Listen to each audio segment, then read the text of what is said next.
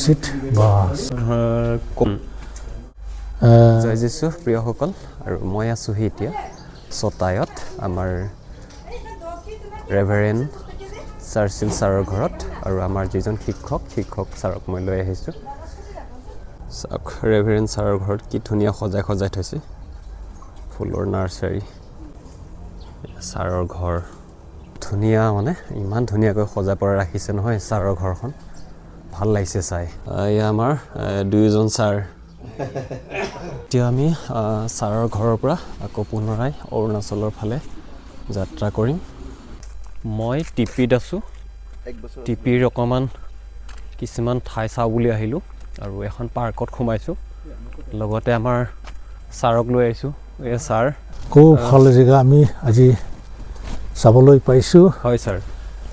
খুব ভাল জেগা অৰুণাচল টিপি টাৱাং ৰোড ভিতৰত সোমাওঁ আহক ভিতৰত বা স্লিপাৰ অৰ্চিড বা স্লিপাৰ বহুত জেগাবিলাক আছে দেখোন ভিতৰলৈকে আহিলোঁ আৰু ভিতৰত দেখিছোঁ বিভিন্ন ধৰণৰ ফুল খুব ধুনীয়াকৈ সজাই ৰাখিছে এয়া চব কপৌ ফুলৰে কোনোবা এটা জাত হ'ব লাগে ইয়াত ছাৰ এইটো কপৌ ফুলৰ মানে বিভিন্ন প্ৰজাতিৰ হয় আৰু হয় কিন্তু এটা শব্দত ক'বলৈ গ'লে এই গোটেইখিনি কপৌ ফুল হয় কিন্তু কপৌ ফুলৰে বিভিন্ন প্ৰজাতিৰ হয় আৰু আমিতো আগতে এইবোৰ দেখা নাছিলোঁ হয় কিন্তু আজি দেখিছোঁ সঁচাকৈ ঈশ্বৰৰ কি মধুৰ সৃষ্টি হয় ঈশ্বৰৰ সৃষ্টি আমি আজি দেখিছোঁ হয় ইমান ভাল বিনন্দীয়া পৃথিৱী এইটো বান্দানা অৰ্চিড হয় এপিছ'ড 6 সঁচাকৈ ইয়াতে আহি খুব ভাল লাগিছে তো যদিও আমাৰ অসমৰ পৰা বা মোৰ গাঁৱৰ পৰা বৰ বেছি দূৰ নহয় কিন্তু অহা নাছিলোঁ আজি ছাৰ অহাৰ বাবে আমি ইয়াত আহিবলৈ সুবিধাটো পাইছোঁ এইটো কি এইটো বেঙুনীয়া ন এইটো বেঙুনীয়া কপৌৱে হয় কিন্তু জাতিটো আজিহে দেখিছোঁ ওপৰত লিখা আছে এইটো ভেনিলা অৰ্চিড আৰু এইবিলাক কিছুমানটো আমাৰ মিচিঙত জজক বুলিও কয় দেই জজকো আছে আৰু তেনেকুৱা বিভিন্ন প্ৰজাতিৰ আৰু ক'বলৈ গ'লে বুজিছ মানে ক'বলৈ গ'লে কথাটো এনেকুৱা হয় ঈশ্বৰে যে ইমান ধুনীয়া বিনন্দীয়া সৃষ্টিৰ যি অনুপম হয়নে নহয় অনুপম যি সৃষ্টি আমি আজি সঁচাকৈ অভিভূত হৈছোঁ দেই হয় ইমান ধুনীয়া কিন্তু এতিয়া ফুলাৰ ছিজন নহয় অৱশ্যে হ'লেও তথাপি ফুলি আছে আৰু মাৰ্চ এপ্ৰিলৰ পৰা হ'লে খুব ভাল হ'ব আৰু দেখিবৰ কাৰণে আৰু এইটো চাওক এইটো এটা নতুন প্ৰজাতিৰ এইটো চাওক এইটো খুব ভাল লাগিছে এইটো আচলতে কপৌ ফুল হ'লেও বেলেগ ধৰণৰ হয় আৰু আমাৰ মিচিং মতে ক'বলৈ গ'লেতো কেদাং আপোন বুলি কোৱা হয় তাতে বিভিন্ন প্ৰজাতি থাকে অৱশ্যে তথাপিও এইবিলাক ওপৰত লিখা আছে কিন্তু সেইবোৰ চাওকচোন এইবোৰ ইমান ধুনীয়া এইটো নেচাৰেল হয় আচলতে দেই এইটো প্ৰাকৃতিক হয় কিন্তু কিছুমান প্লাষ্টিকৰো বনোৱা হয় নাই প্লাষ্টিক নহয় এইবিলাক এইটো একদম প্ৰাকৃতিক হয় এইটো প্ৰাকৃতিক ফুল হয় কপৌ ফুল বিভিন্ন প্ৰজাতিৰ কিন্তু যথেষ্ট সাৱধানতাত এইটো পূৰা কিবা কৰি ৰাখিছে ধুনীয়াকৈ সজাই ৰাখিছে ইয়াত লিখা আছে বট অৰ্চিড আৰু please do not touch the flowers তেতিয়া আমি আগত চাই লওক কোনোবাই যদি ফুৰিবলৈ আহে সাৱধান ইয়াতে গোটেইখিনি কথা লিখি থোৱা আছে দেই হয় কোনোবাই যদি ফুৰিবলৈ আহে তো আগতে বৰ্ডখন পঢ়ি চাব তাৰপিছত ফুলত হাত লগাব আৰু যদি ইয়াতে হাত লগাই কি হ'ব সেইটো ইয়াৰ যিখিনি মানুহ আছে তেওঁলোকেহে গম পাব আৰু পাৰ্কৰ ভিতৰত ঘূৰিলোঁ আৰু পাৰ্কৰ ভিতৰত ঘূৰি এবাৰ নদীৰ কাষলৈ আহিলোঁ নদীখন চাওঁ বুলি ৰিভাৰ ৰাফটিং কৰি যাব পাৰিলে হয় ক'ত আছে এইটো তাতে 13 মাইল বুলি কয় পাহাৰ আৰু লগতে নদীখন এনেকুৱা ছাৰ ইয়াৰ ভিউটো কেনেকৈ লাগিছে খুব ভাল লাগিছে ন ইয়াতে শুনিছোঁ হয় মানে স্বৰূপ খান আৰু হেৰিৰ বিখ্যাত ফিল্ম হয় হয় চিনেমা হয় কয়লা হয় হয় এইখিনিতে শ্বুটিং কৰিছিলে হয় এই ঠাইটোৱে আছিলে কয়লা ফিল্ম শ্বুটিং কৰা হয় আৰু খুব ধুনীয়া পৰিৱেশ পাহাৰটো দেখিছে খুব ধুনীয়া পৰিৱেশ তাৰমানে আৰু মানুহ ইয়াত আহি থাকে চাবৰ কাৰণে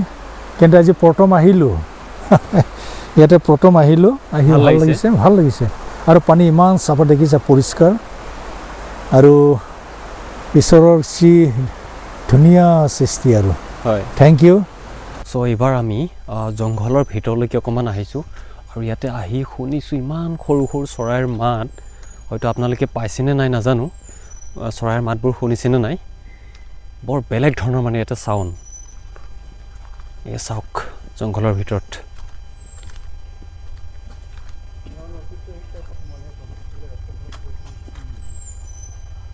সৰু সৰু চৰাই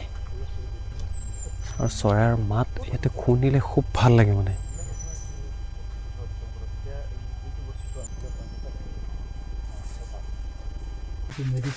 ভিতৰলৈ আহিলোঁ আৰু দেখিছোঁ খুব ধুনীয়া ধুনীয়া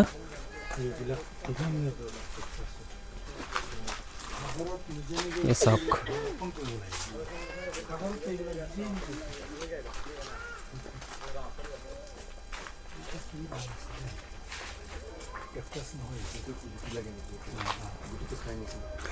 এইটো সম্পূৰ্ণ কিবা নিচিনা দেখোন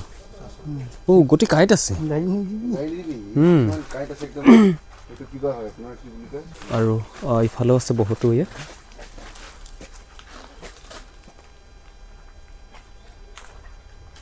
এইটো উঠাই পেলাই কাৰোবাৰ মূৰত দি দিব লাগে বোলে বঢ়িয়া লাগিব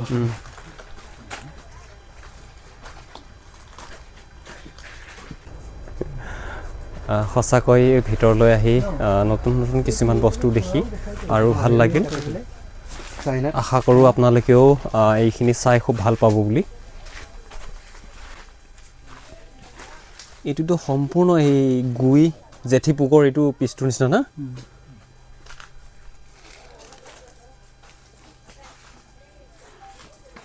কোনটো এইবিলাক সাপৰ নেচ নিচিনা হয় সাপৰ নেচ নিচিনা এইটো হয় হয় এইটো একে চেম মিকুৰীৰ নেচটো আৰু এইটো চাওক খুব ধুনীয়া ধুনীয়া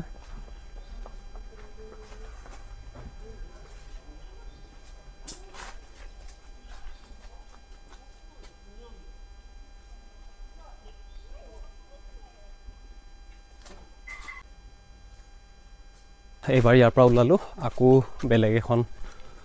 ঠাইত সোমাই দিম ইয়াত আৰু ভিতৰলৈকে গৈ আছোঁ তো আমাৰ যিজন শিক্ষক বৰদিনৰ আলহী তো ছাৰক ফুৰাব আনিছোঁ অৰুণাচলত আৰু আহি টিপিত অৰুণাচলৰ টিপিত আমি এইখিনি বস্তু দেখিবলৈ পাইছোঁ আৰু ছাৰকো দেখুৱাবলৈ সুবিধা পাইছোঁ ইয়াতে চাওক কপৌ ফুলৰ চোৱা চিতা কেনেকৈ মানে কপৌ ফুল কেনেকৈ জীয়াই ৰাখিব পাৰি তো সেইখিনি বস্তু ইয়াতে খুব ধুনীয়াকৈ দেখুৱাইছে কপৌ ফুল আমাৰ ঘৰত আমাৰ তামোল গছত থাকে আৰু ক'ৰবাত কেতিয়াবা যদি গছৰ পৰা পৰিও যায় আমি এনেই অনাদৰ কৰোঁ পেলাই দিওঁ ন কিন্তু ইয়াতে আহি দেখিছোঁ যে কপৌ ফুল আমি কেনেকৈ আমি সজাই থ'ব পাৰোঁ আমাৰ নিজৰ ঘৰত সৰু এডোখৰ গছৰ যোগেদি বা কাঠ টুকুৰাৰ যোগেদি এইবোৰ চাওক দেখিছে কপৌ ফুল কেনেকৈ নেকি আমি ৰাখিব পাৰোঁ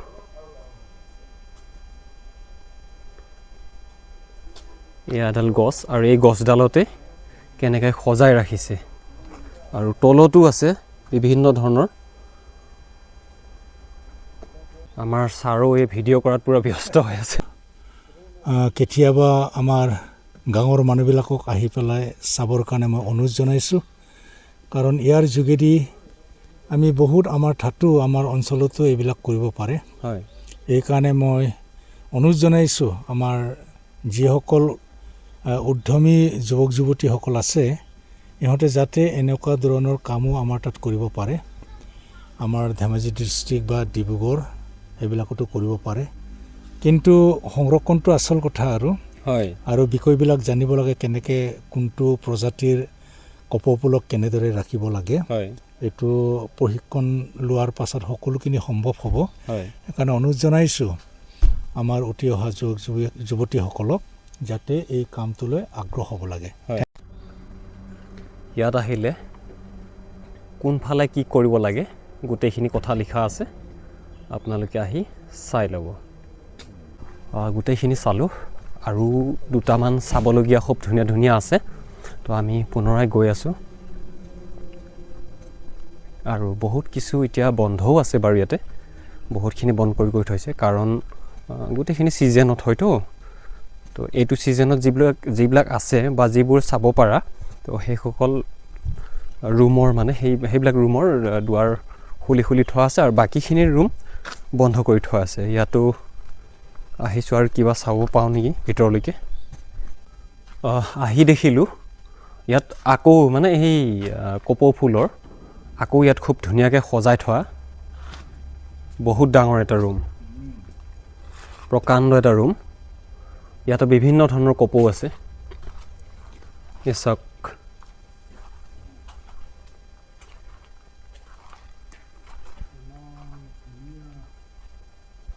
গোটেইখিনি কপৌ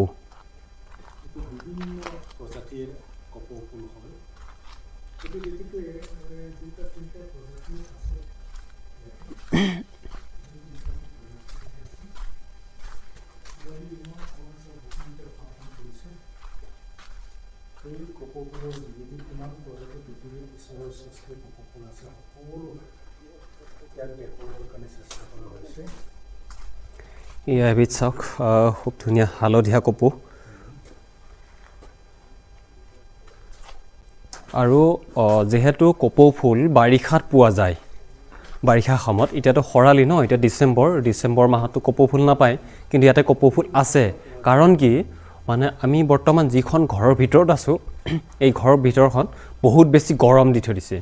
আৰু বহুত প্ৰকাণ্ড এটা ফেনো লগা আছে নাজানো ইয়াৰ যোগেদি কি কাম হয় বহুত বেছি গৰম আৰু এই গৰমৰ বাবে ইয়াতে কপৌ ফুলখিনি গোটেইখিনি জীয়াই আছে মানে ৰাখিব পাৰিছে এইটো ছিজনতো মানে কপৌ ফুল জীয়াই ৰাখিব পাৰিছে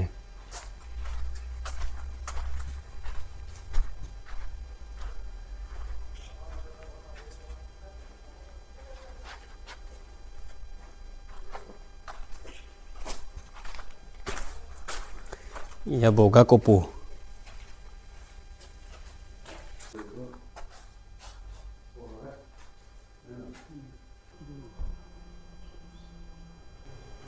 দেখিছে এইটো আছিল কিন্তু বৰ্তমান নাই কাৰণ আছে বস্তুটো ফুল নাই এইজোপাই হ'ল গছ এই ফুল আছিল শুকাই গ'ল এইটো আমি যিটো চালোঁ আপোনালোকক দেখুৱালোঁ তো এইটোৰ বিষয়ত আমাৰ ইণ্ডিয়া মানে এইটো কামত আমাৰ ইণ্ডিয়া কিমান নম্বৰত আছে মই আপোনালোকক অলপ দেখুৱাব বিচাৰিছোঁ তো আমাৰ ইণ্ডিয়া আছে 15 নম্বৰত আছে ইয়া দেখিছে এইটো 15 নম্বৰত আমাৰ ইণ্ডিয়াই এইটো বিভাগত চোৱা চিতা কৰি আছে আৰু সজাই পৰাই ৰাখিছে কোনে অৰুণাচলৰ যিটো পৰম্পৰা মেথনৰ শিং আৰু ধনেশ পক্ষীৰ যি ঠোঁট বা মূৰটো ইয়াতে কেনেকৈ সজাই ৰাখিছে চাওক চ' ভাল লাগিল গোটেইখিনি চালোঁ আৰু ইয়াৰ পৰা আমি এতিয়া ওলাই দিম ঘৰলৈ বুলি কাৰণ সন্ধিয়াৰ পৰা ছাৰৰ মেছেজৰ সময়ো আছে বৰ বেছি সময় আমি দেৰি কৰিব নোৱাৰোঁ কোনোবাই যদি আহিবলৈ ইচ্ছা কৰে আহক, এপাক ইয়াত চাওক। আমি আমাৰ ঘৰৰ চৌপাশে থকা যিবোৰ নেকি গছ গছনি, আমি সেইবোৰত আমাৰ ফুল আমি কেনেকৈ সজাই ৰাখিব পাৰোঁ, কেনেকৈ আমি সজাই তুলিলে বা সজাই ৰাখিলে বস্তুখিনি জীয়াই থাকিব বা আমি চাই থাকিব ভাল পাম। তো সেইখিনি শিকিবলৈ যদি ইচ্ছা কৰে ইয়াতে চাই তো আপোনালোকে আহিব পাৰে।